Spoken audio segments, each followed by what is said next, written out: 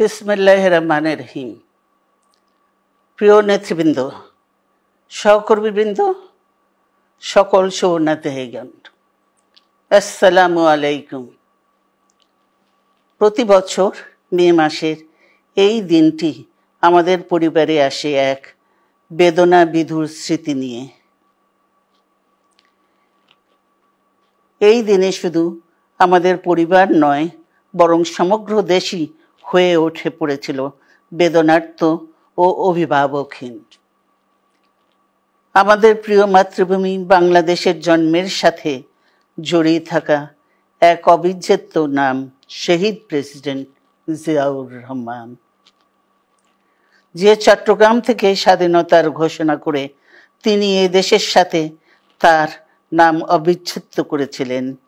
সেই চট্টগ্রামেই এক সফল, সৎ, দূরদর্শী ও প্রকৃত দেশপ্রেমিক প্রেসিডেন্ট হিসেবে নিজের জীবন উৎসর্গ করেছেন।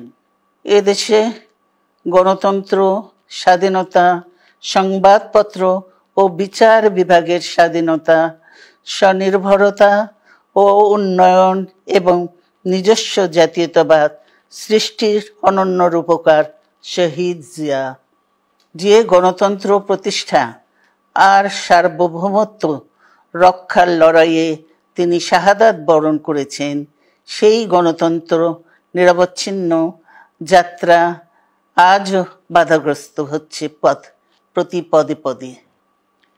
খুব শীঘ্রই আমরা বাংলাদেশকে গণতন্ত্রে পুনঃপ্রতিষ্ঠিত দেখতে পাব। এই হোক শহীদ জিয়ার শাহাদাত বার্ষিকীতে আমাদের অঙ্গীকার। এই লক্ষ্যে সুশৃঙ্খলভাবে এগিয়ে চলার জন্য আমি বিএনপির সকল পর্যায়ের নেতা কর্মী ও দেশবাসীর প্রতি আহ্বান জানাচ্ছি।